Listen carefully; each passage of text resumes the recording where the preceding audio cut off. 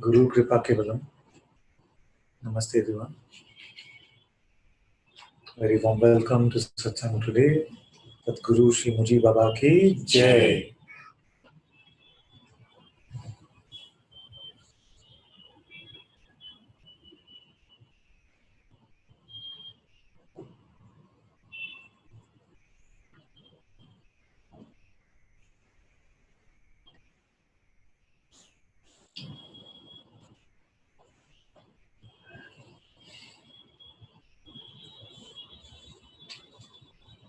Blurry glasses. Too many concepts. Too many concepts.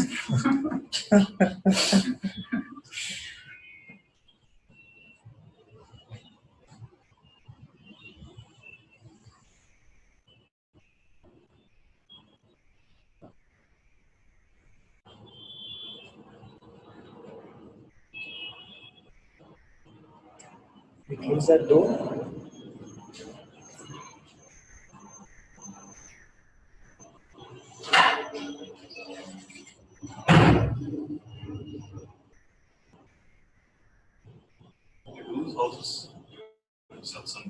And this is wait for Satsang to start. As soon as Satsang starts, they start flying about.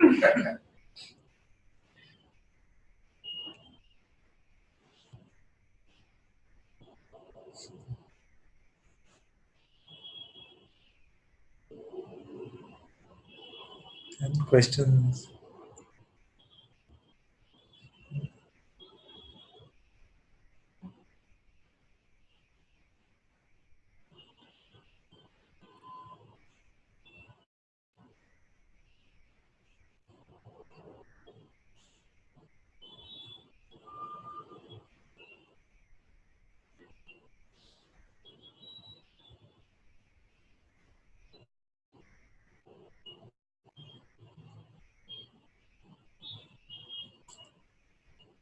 It's not a question. I don't know. It's just like if you ask, so something's coming up. Like sometimes, if there are things like troubling one, like things are getting poked, and then you're like, and okay, then it's a very unpleasant feeling. And the first reaction here is like, it's an unpleasant feeling. I want to get away from it, So that's like the initial reaction, and then I'm like, okay. How to get away from it? Okay, let's see what I've learned in Satsang. I'm not that. Then I'm like, I'm just like playing with concepts, to get away from that. So then also that, and then I'm like, but still I should just letting it all be, and just observe. But also that is, then also the wanting to get away of it is also allowed to be there and allowed to be observed. But then I feel like sometimes concepts go in the way, like Advaita concepts sometimes, like, what should I do then? Then, there's a list of, I should I not do anything? Should I allow everything or should I not allow everything? So actually I find that it's adding to the confusion a little bit. And if I use it to aid my pain, it's kind of misusing it. It's like not using the concepts for what they're made for, let's say it like that. And just what are they made for? Well, to get rid of all concepts, right? And to make you feel good, I guess. The concepts are made to get rid of all concepts. So only one or two are enough. What do you mean? In the sense, like if you need something to do the cleanup job, like I've been saying, that we could just have one, like that day you took permission for one.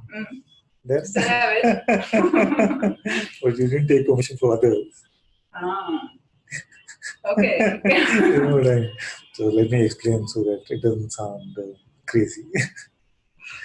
She said to me, we had a conversation a few months ago, and she said to me that, can I keep this idea of drop it? You see, because this drop it really helps. It really helps me when I use this concept drop it. Then I use that and cleans up everything else. And I said, no, just drop this dropping also, because it is also a concept, so even this you can't keep. The other day she then spoke to me and said, Ananta, Father, whatever. That one, can I have that one? You see, because last time when we spoke, you said no, you can't keep. You see, can I have that one? So then I said, okay, you have permission to use one. You see, which is drop it. But the thing is that, like she rightly said, that a lot of the things we have learned, even in satsang, then come and say, okay, if you just do that, then you'll be free of that. If you just did this, then you can be free. Or if you step back or just observe, something which seems like it'll aid our current predicament in a way. You see? But already, when we start to define things, like when we say that we know what something is, you see, then we're already caught up in that. You see? So because we get caught up in that definition, then we can use like one concept and say, okay, drop it. You see? Or Guru Kripa Kevalam, or who am I? You see? To to help us step back from this kind of false knowing, it seems to get us. It seems to uh, actually we cling on to it, but actually it seems like it is causing bondage to us. What do you mean with false knowing? What is it that Like you seem whatever to we know? define in the sense that I know what this is. Yeah, so if you were to report again, then I can point out this report. Okay. Yeah. Well, there was something causing a kind of a not very pleasant feeling today. Yeah. So not very pleasant feeling. No. We've talked about this multiple times actually, and I know that at least this Ananta, come on, unpleasant feeling is unpleasant feeling. What do you mean? You see, it's just like at least this you have to let me keep. You see? And and it can be very troublesome in a way when you hear like that.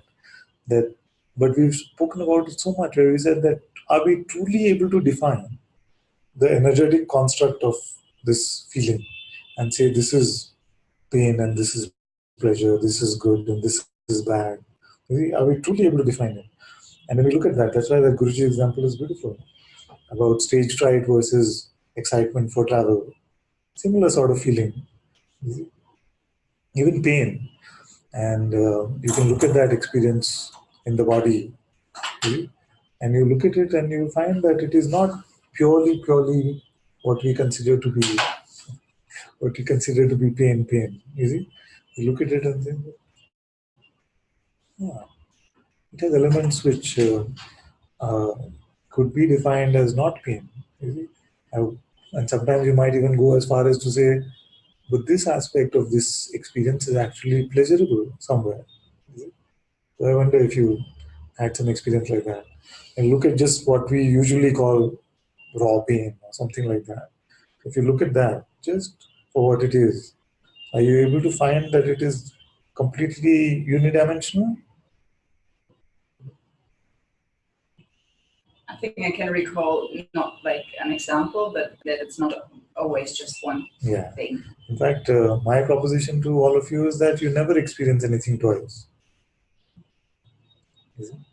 It might seem like it is the same thing, but actually, energetically, we have all unique experiences. Just like in this so-called outer world, we never have the same experience twice. In the so-called inner world, also, we never actually have the same experience twice. The the construct of these things that we call sensations or emotions or feelings is quite unique. When you start just looking at them without labeling it quickly and say, "Oh, but this is pain or this is pleasure." So, um, so that is right in the beginning when we label something as not good or even like uncomfortable, then itself we get in a way caught in that. Okay, but then go on. Suppose we bought that presumption. It is an uncomfortable feeling. Then Well, what you're suggesting, I think, as I understand, is to because it automatically gets bought, and then it automatically gets bought. Bought. Yeah, so that it's This is the what I feel like what you're doing is to, when you buy it, then okay, look again, just like look, and maybe kind of it's more like scientists, like examining, okay, what is that, like more with an open mind also. So the judgment is also there, because that's what we've learned in a way. But I feel like you're just bringing us back again to kind of ease a bit the judgment. So. Yes, not a bit. Quite radically to ease it. You see? Theoretically, yeah. Quite radically to ease it. And resting on what Maharaj said in a way, where he said that I just found myself more and more without conclusions. And actually, once you look at that statement, it just feels very, without conclusions. But we see what all has been a conclusion, actually. We start looking. You see, so in a way, you're right that actually I'm inviting a re-looking at all of this and say, do we really know good, bad, this way, that way? You see? Because once we take a position about what something is, you see, then already there is an impulse to pick up a position with regards to that. You see, if we say this is this, then what should my posture be with regards to that? You see, and in that posture we limit ourselves from all there is to just that. You see, so, so I know it can sound very far out at times or too radical or something like that, but actually it is not impossible to mostly live a unlabeled life. You see, I'm saying mostly because I don't want you to start judging yourself as to how much percent. So it is possible even with these sensations, emotions, feelings, these seemingly outer events, the the expressions appearing out of this very body, to leave all of this unjudged is a, is a possibility which I'm inviting all of you to discover. Because the minute we define something and say this is what this is, you see, even the truth, then the truth is not the truth anymore. Because the truth then is not all inclusive. If it can be defined in opposition to something which is false, then how can it be all there is? So, and the thing is that the minute we define something, we inadvertently almost define ourselves. Because when we say something is not nice, then who is it not nice for? We couldn't be then talking about God or all there is or self.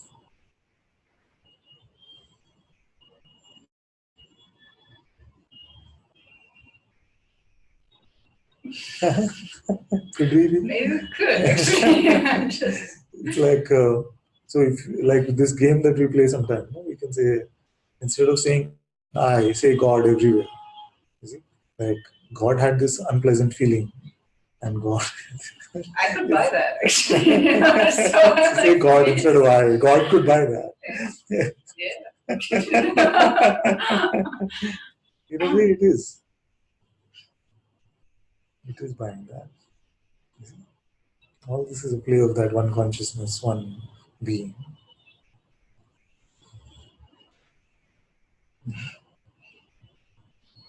Any of these games or experiments which I suggest can sound very like childish almost. But if you try them, if you try playing with it for a bit, you'll see that there's identity here, you see? And you change the labels of that identity, you change it from the usual labels you'll find. We've been experimenting with.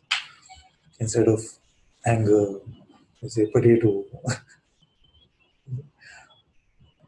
And then when that becomes too jaded, that label, then we change to something else. It can sound like, what is this? It's like, what is he saying?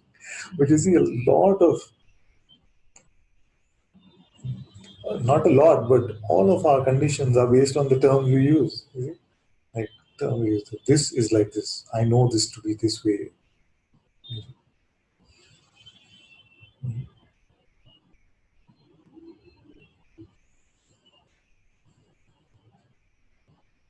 And it completely applies to everything coming out of this also about it. You see? In the sense, this is not the gospel truth being spoken because it completely applies even to this. Even this explanation does not hold up to any true standard of truth. That is why there is no fear here of contradiction. A, B, C, X, Y, Z. Left, right, left, right. You see? Go left and right. Straight. No?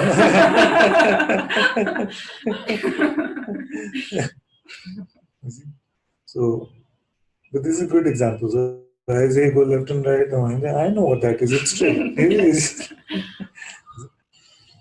So, in a way, when we come to this not knowing,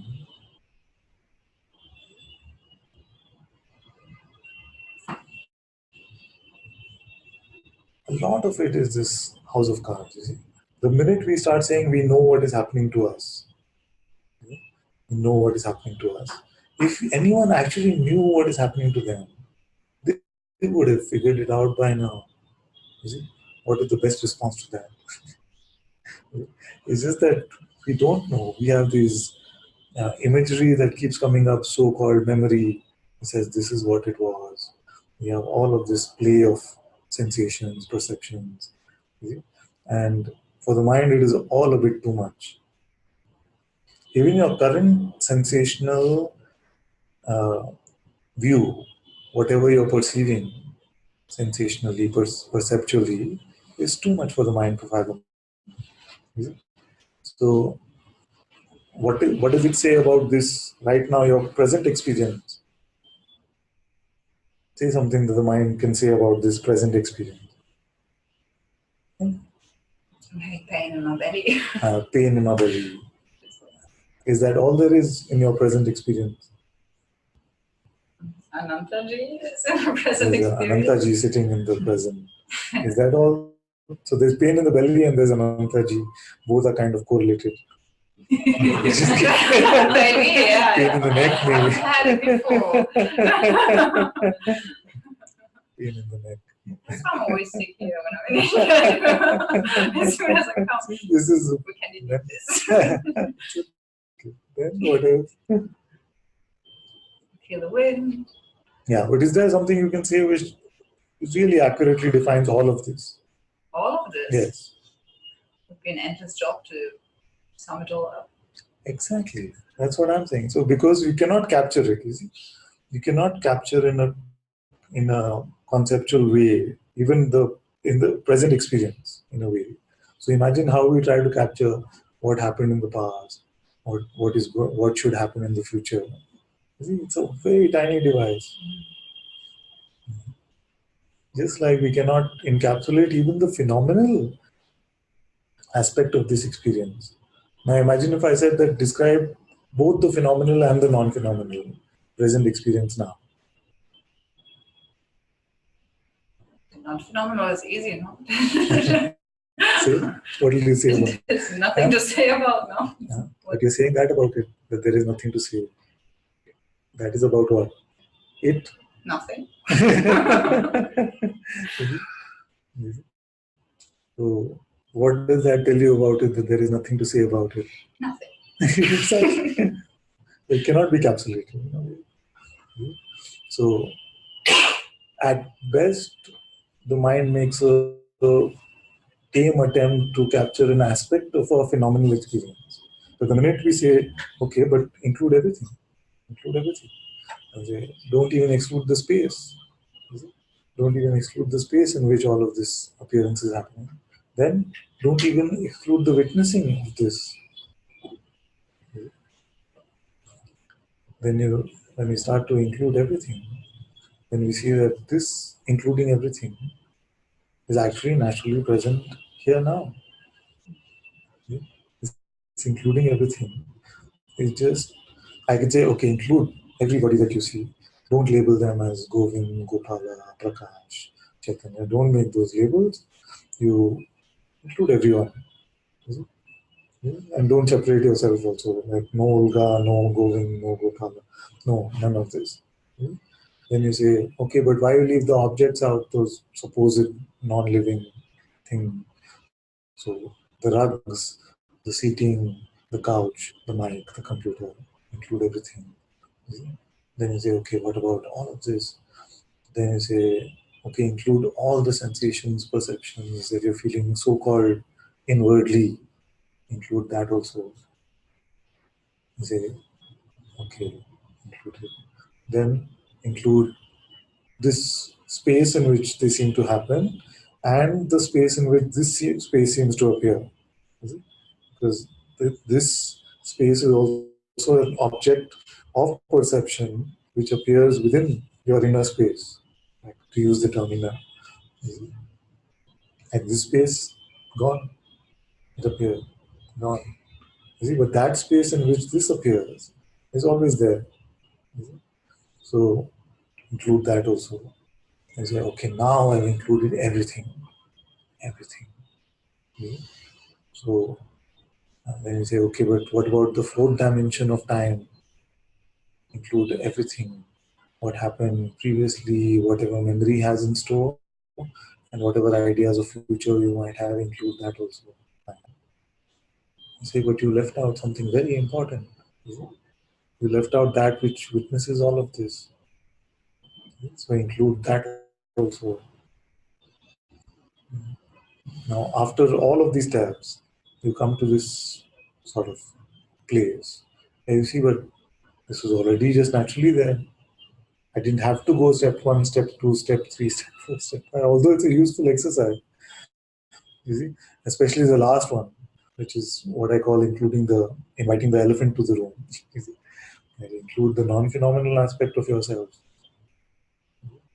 But we don't really finally have to go in that way. It is just naturally like that. All is naturally included in this moment.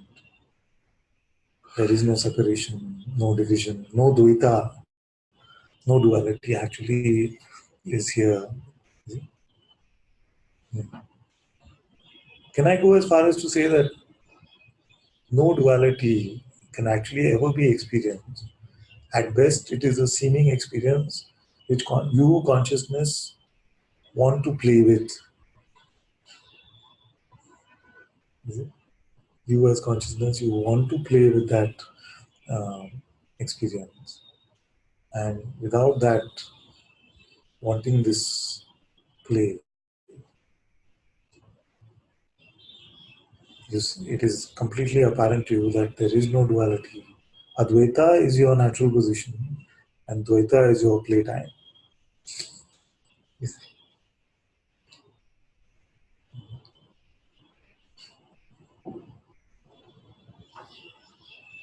And this is actually, in a way, very radical and very simple at the same time, because very radical because it goes contra to many things that we've heard in spirituality. You see?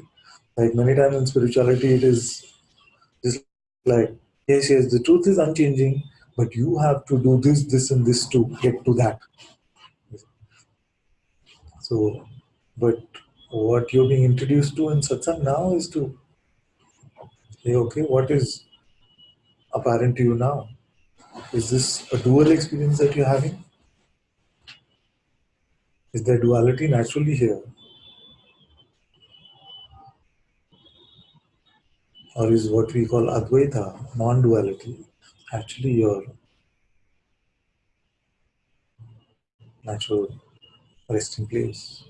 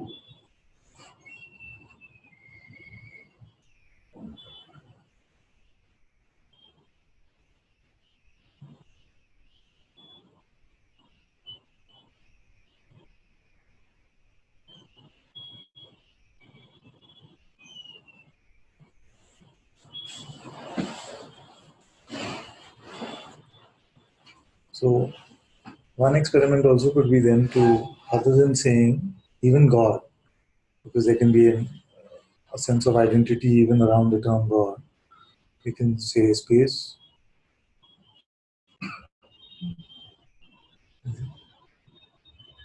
It is not accurate because even space you are not, but it is more spacious than presuming yourself to be a limited, tangible object. So, what is happening to space?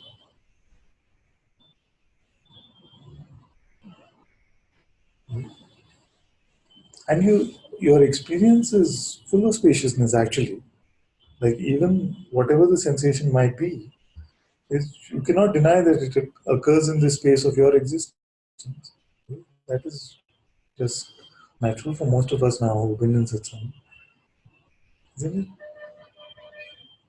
So speak is that space in which all this is happening. Then what is your report?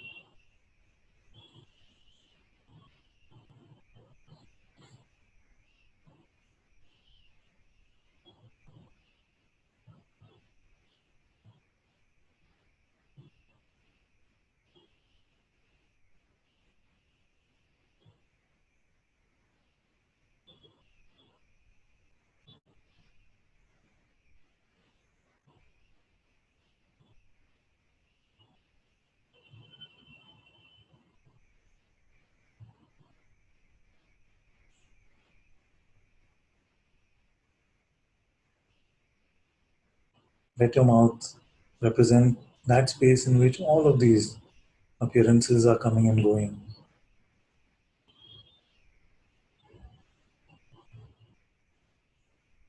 It is actually better than representing like a mythical entity.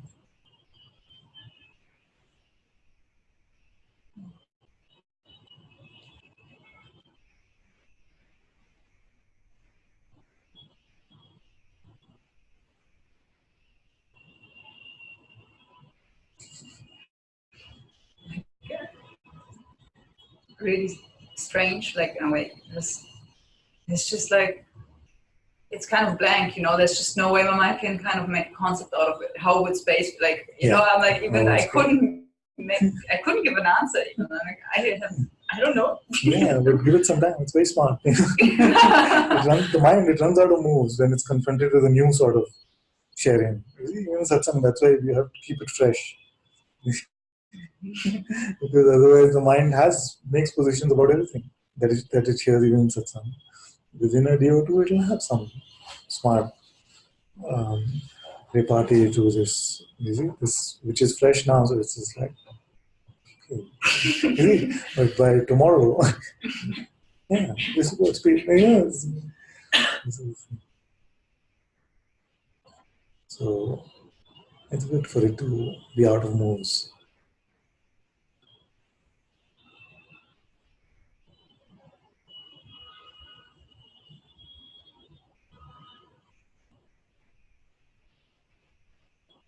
I'm saying that if you were to represent yourself as this space of outer and inner perception,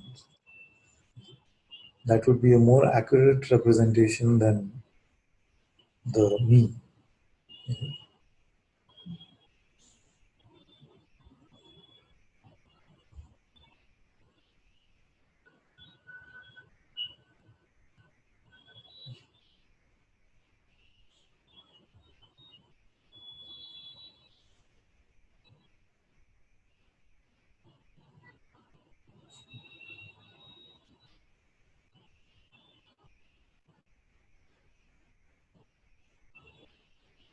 The me is more unbelievable, actually, more ludicrous than even these so-called mythical creatures. Like I was saying, Loch Ness monster. At least with Loch Ness monster, some have seen it. There have been some sightings. So what is the other one? What is that snowman? What snowman? Bigfoot. Bigfoot is also one. You see, at least there's some like some people who seem like credible have said, "Oh, we've seen that," but this me, nobody has ever seen. You see?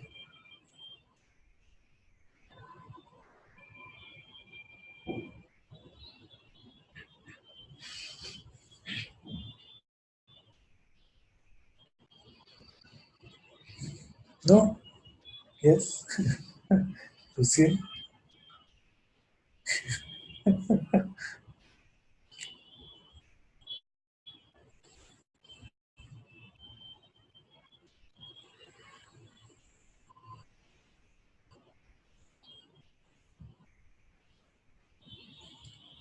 Other, is it feasible to contemplate or inquire while absorbed in activity?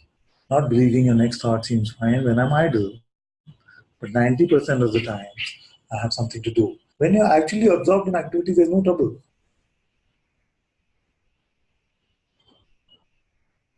See? When you're absorbed in activity, you might feel like you're constantly thinking, but it's not like that. See? It's just that things are so flowing. That is what absorption, at least when I hear the term absorbed in activity, it's just like work could be happening, emails are being written, stocks are being bought and sold. You see, all these things can also happen. You see, just like the breath is functioning, your heart is beating, hearing is happening, you see, digestion of food is going on. All these complex activities are happening, but we feel like, okay, but my email God cannot send. Yeah, because my bills God cannot pay. So to be absorbed in activity, which is that to just be with whatever is appearing in that moment there, even if it is to be with just the content of what is appearing in that moment. Need no further practice or nothing.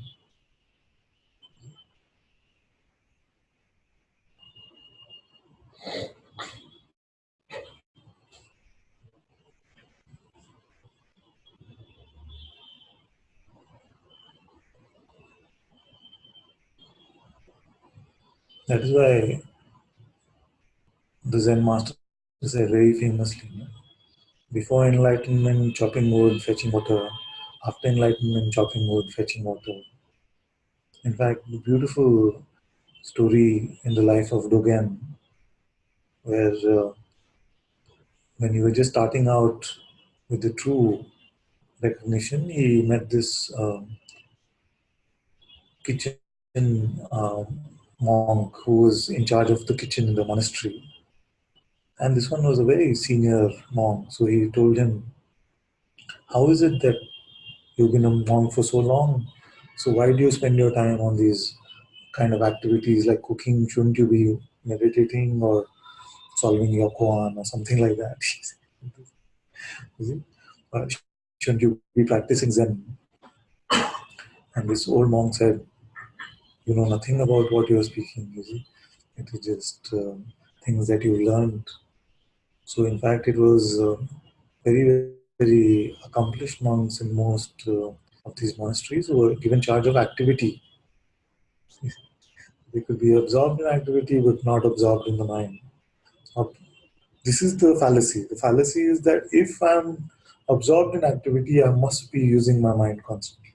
This limited mind of limited identification. But all of this activity is happening within you. You see? All of this activity, the breeze is flowing within you, the trees are fluttering within you. You've taken a part of this broad appearance and made that your activity. You see, we have done that, which is this boundary, the body boundary. You see?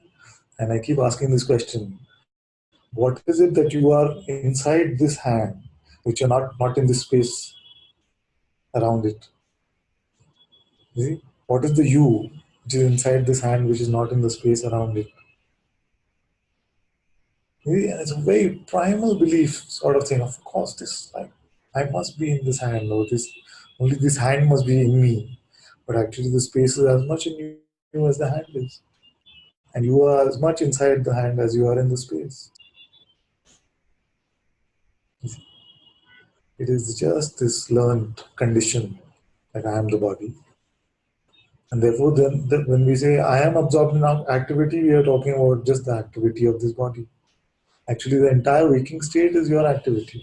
All appearances are your activity. You are the light of this appearance. All of these sensations are your sensation, just like the sensational um, aspect of touch and we explored just the other day what we say my sensation and other sensation is also fallacy. Like we looked at that rubber glove, rubber hand experiment, and the amputee. Uh, what is it? I keep forgetting this term. What is the limb? Phantom limb syndrome. You see, we also looked at audio things where we said we're hearing so clear. Yes, this is the sound coming from the computer, but actually others are saying a different sound is coming from the computer. You see, all so we don't really know. So all we can say is that all the content of my experience is experienced within the space of my experiencing. What truly is, if you don't want to say it is just this, at least we can say that I admit I don't know what truly is. Mhm. When we become conclusion less about it, that is enough. The coming to these so-called true conclusions is not a requirement.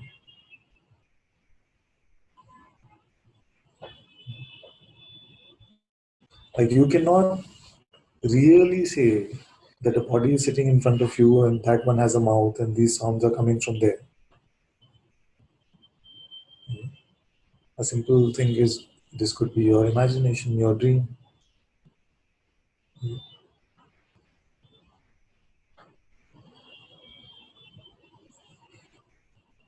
So you don't even have to say this is a dream or it's Maya or it's illusion. You don't have to say these things. At least admit that we can't be certain what this is. And we're scared of losing that certainty because we feel like it is based on at least these certainties of time and space that I'm able to live my life. This is the great fear of death in a way.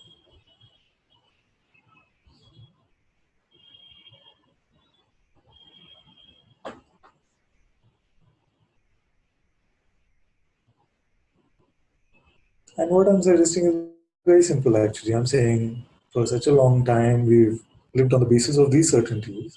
You play with me for a bit and experiment like this. You see? Drop all the certainties for a while. And I'm holding your hand while the fear comes, while you feel wobbly. You see? But it's an invitation that not everyone takes.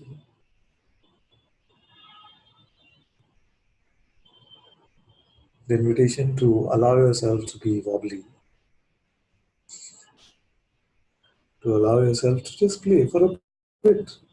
I said the other day, what did I say? 1% of your life so far. You see, you spend 100% of your life so far in these certainties, learning more and more. Give me 1%. 1% of the time you spend in certainties, you spend on not being certain about anything. What is the worst that could happen?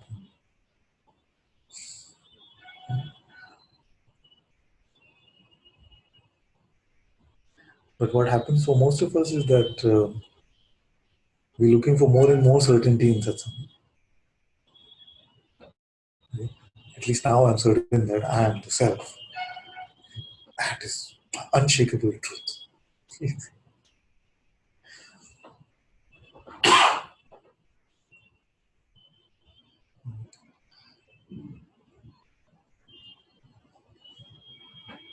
But that self, which can be captured in any term, including self, or any idea that you might have about yourself, is not the self.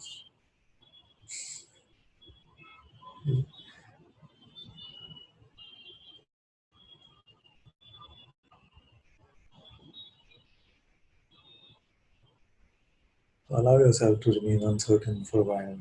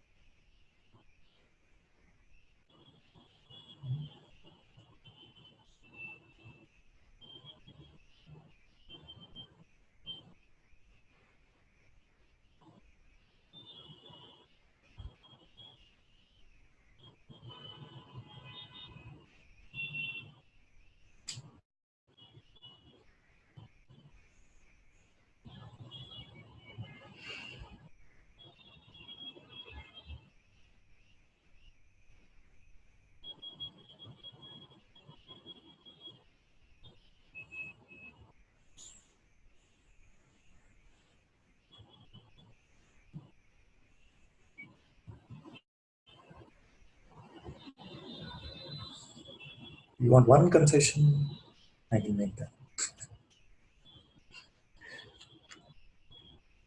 The one thing I need to be certain about, otherwise it's too much. It's just too much. Is it?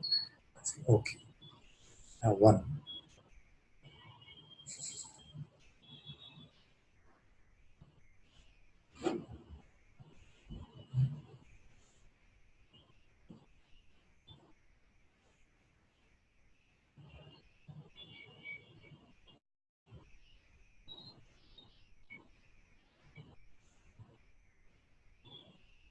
Usually when I say like that, then everyone feels a bit like, oh, is it? Let it all go.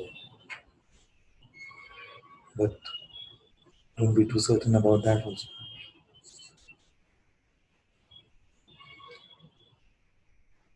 You're learning, you're weaning yourself away from these mental positions.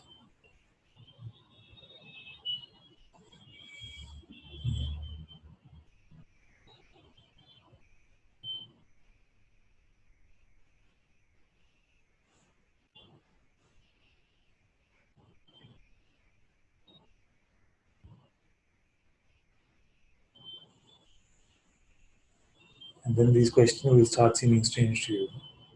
Someone comes and says, so, what are you doing with your life right now?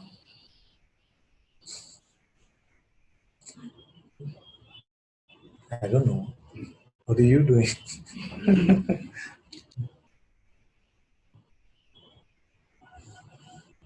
As you start losing your certainty,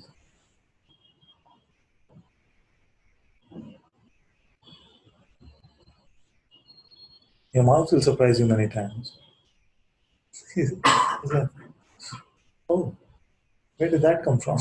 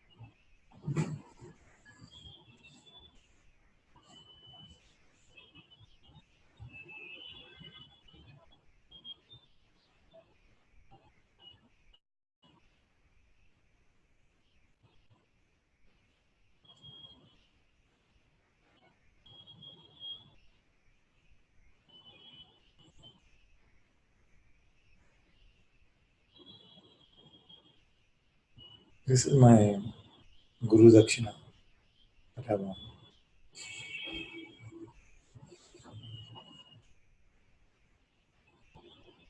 Give me everything that you know,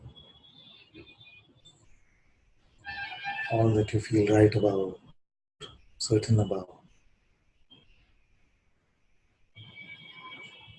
all your shoulds, coulds, woulds, these especially. You see, I used to say like shoulda, coulda, woulda.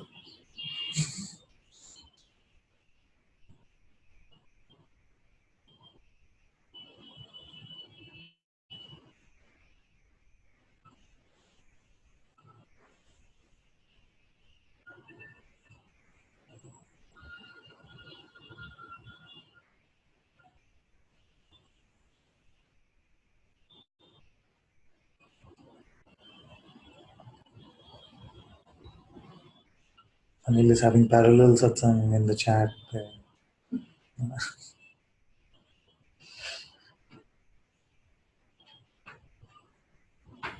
All this is story. All this. I went to Tiju not for the retreat but listening part. It's all made up nonsense. When are you going to leave all this? Mhm. Today it is this, tomorrow will be some other story, yesterday was some other story.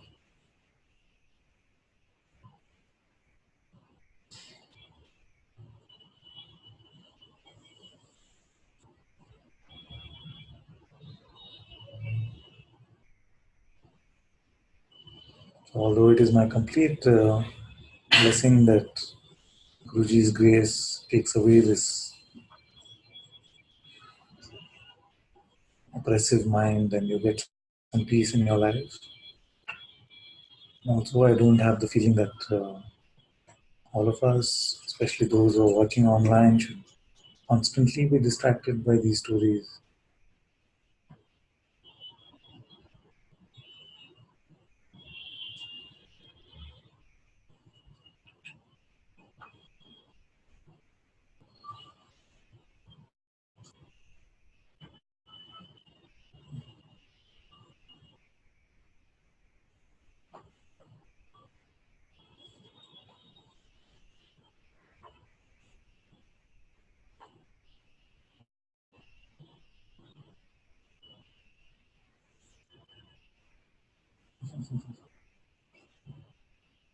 All these tactics, all this smartness, all this, all these positions of one moment this, one moment that, one like this, one like that, they're not the way to your peace.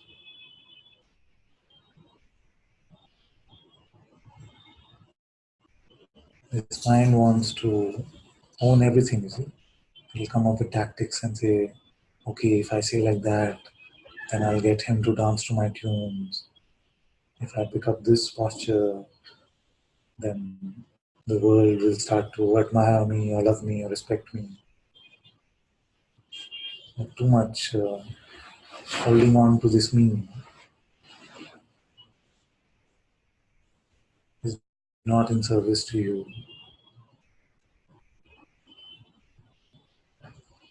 Spirituality is not so that one day you can become some super me,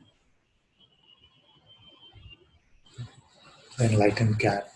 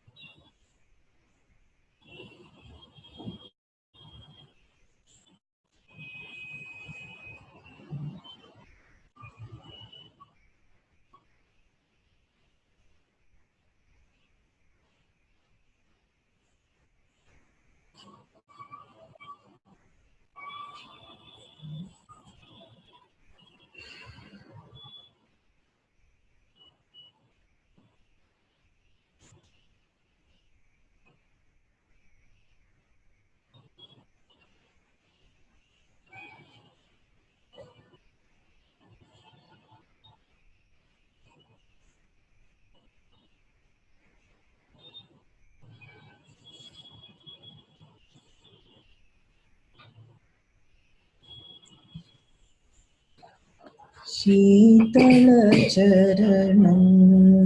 कोमलचरणं मञ्जुलचरणं मम गुरुचरणं शीतलचरणं कोमलचरणं मञ्जुलचरणं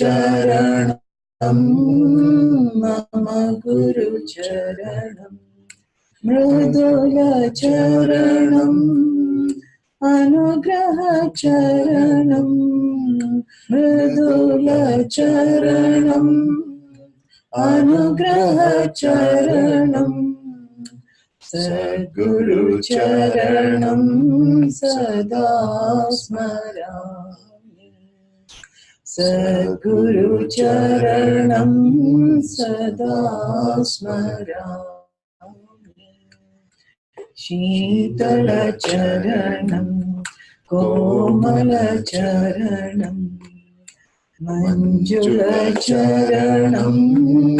मम गुरुचरणं प्रेमदाता सद्गुरुनाथा प्रेमदाता सद्गुरुनाथा पावनचरणं सदा भजामि पावनचरणं सदा भजामि शीतलचरणं कोमलचरणं मञ्जुलचरणं मम गुरुचरणं मृदुलचरणं अनुग्रहचरणं सद्गुरुचरणं सदा स्मरामि प्रेमदाता सद्गुरुनाथा पावनचरणं सदा भजामि पावनचरणं सदा भजामि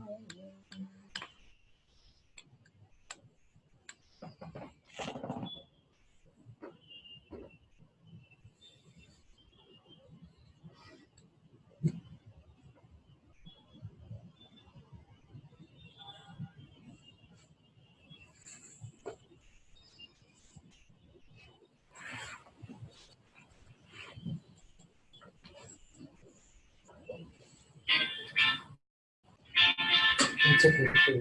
We'll go.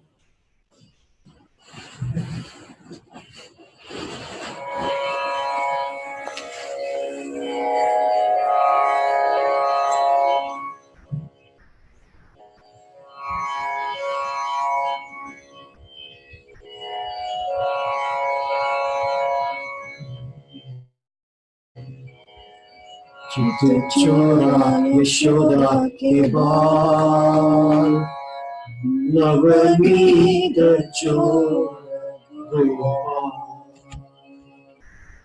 चितचोरा Yashoda के बाल नवनीत चोर Gopal Gopal Gopal, Gopal,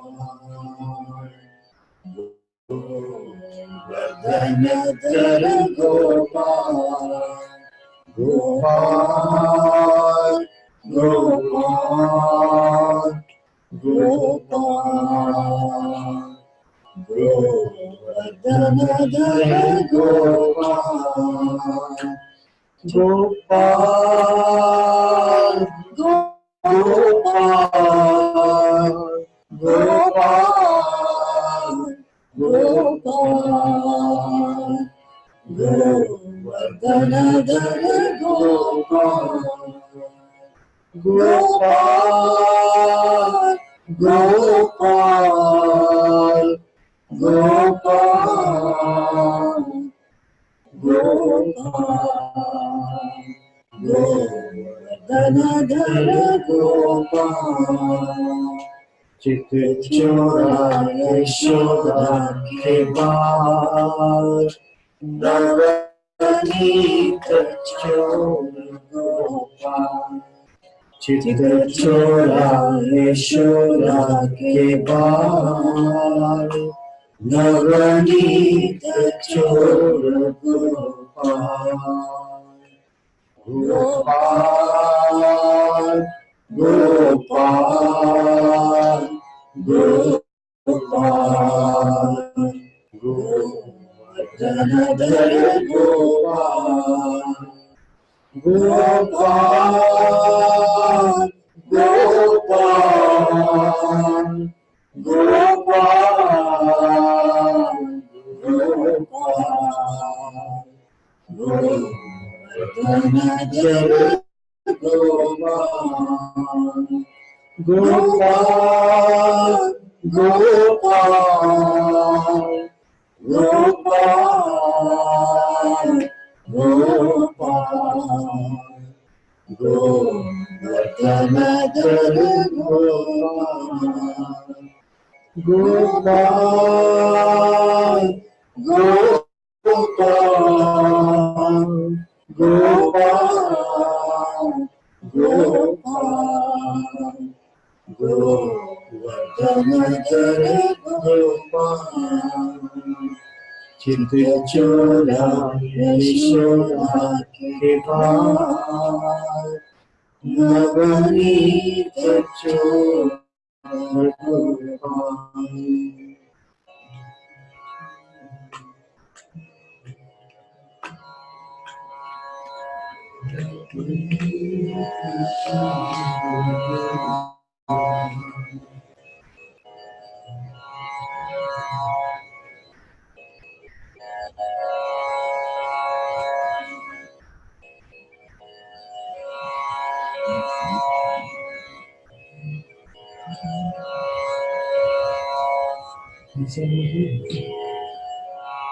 Krishna, you can try and say Krishna, Krishna, Krishna, मुझे दर्शन दिखाओ कृष्णा, कृष्णा, कृष्णा, मुझे दर्शन दिखाओ कृष्णा, कृष्णा, मुझे दर्शन दिखाओ कृष्णा, कृष्णा, ओम Krishna,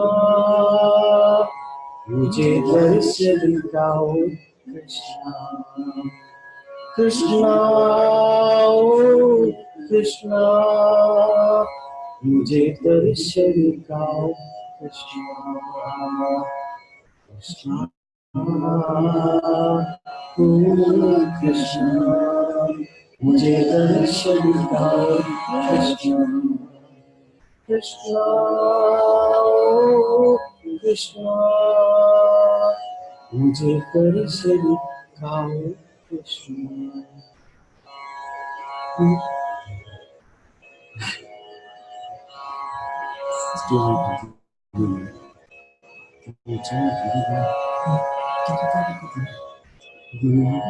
Giridhari Murari Krishna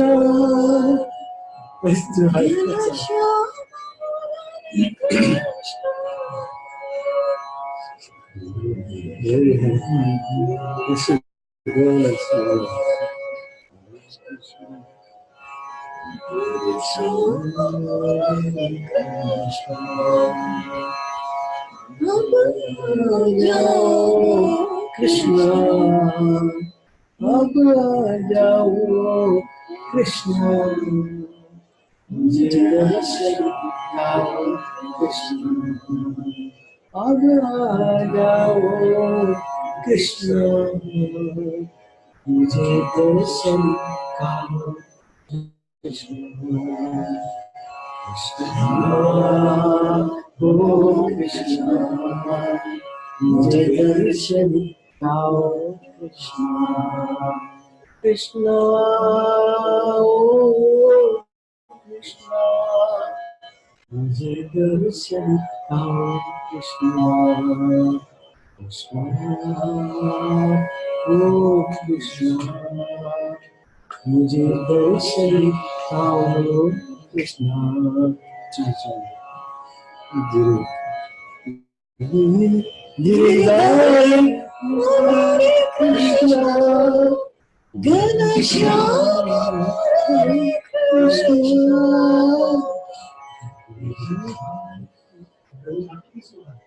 When we go lower, maybe we can take. If we go on a smaller scale. Hare Krishna, yes. Shama Murari Krishna. Hare Murari Krishna. Shama Murari Krishna.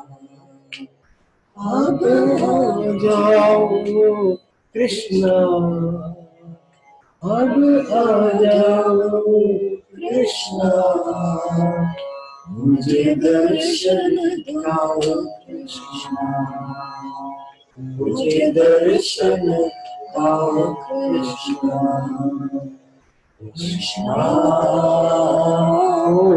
ओ कृष्णा मुझे दर्शन दिखाओ कृष्णा कृष्णा ओ कृष्णा मुझे दर्शन दिखाओ कृष्णा कृष्णा ओ कृष्णा मुझे दर्शन दिखाओ Krishna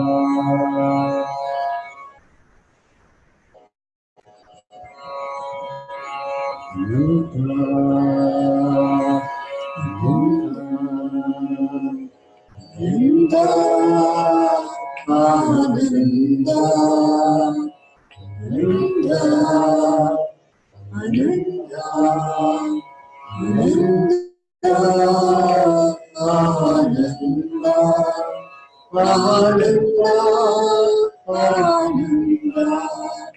Ananda, Ananda,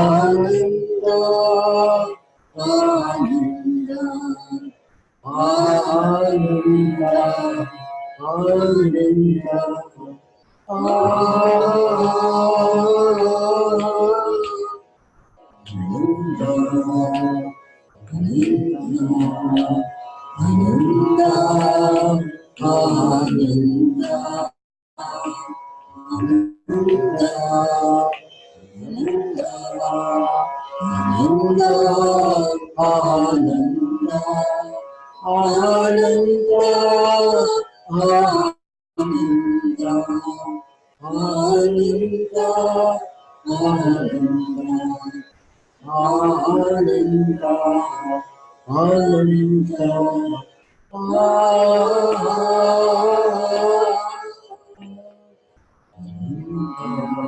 Ananda, Ananda,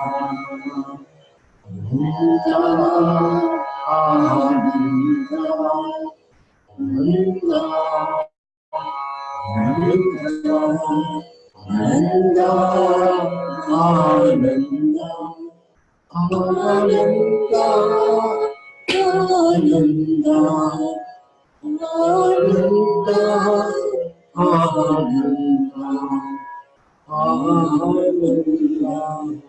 Ananda,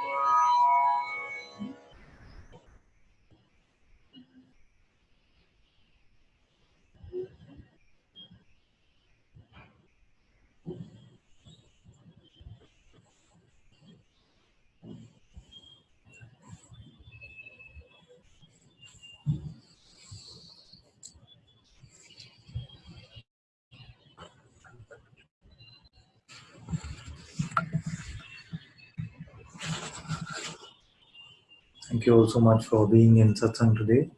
Sadhguru Shri Muji Baba ki Jai. Guru Sri Ananta Ji ki Jai.